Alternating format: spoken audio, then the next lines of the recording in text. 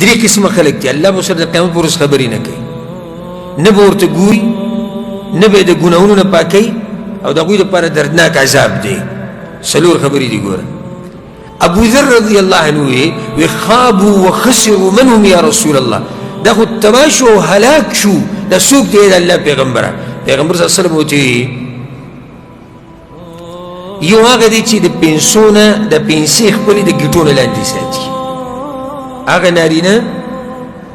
چې پنسې د ګیټو نه لاندې ساتي دویم شغلخور انسان د یو ځای خبره یو ځای ته وړي د بل هغه بل ځای ته وړي دا او دې دپاره مې ته حدیث وي او درېیم هغه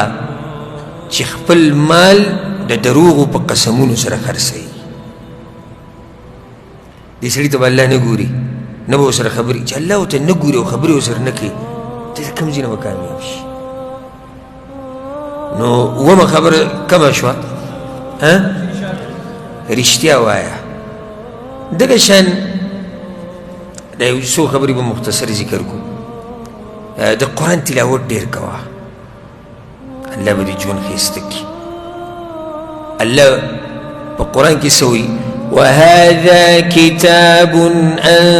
أنزلناه مبارك الله دا کتاب ما نازل کړی ډېر برکتي کتاب دی دا برکتي کتاب چې کله ته خپل ژوند کې رادننه کړي ژوند به دې برکتي شي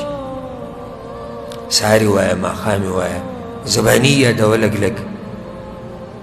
د تفسیر په درسونو کې کښېنه د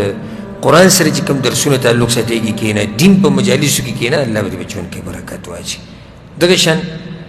دعا چې کله غواړو دا خو واضح ده نو یو دعا پکې دا لازم غواړو یا الله زما په ژوند کې برکت راولي او یا الله ماله ښایسته ژوند راکړي د دعا ډېر لوی اثر او په دعا به ستړی کېږي نه چېرته ګورئ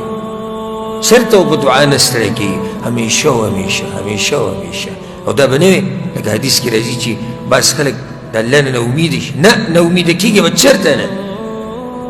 همیشه دا دعاګانې غواړه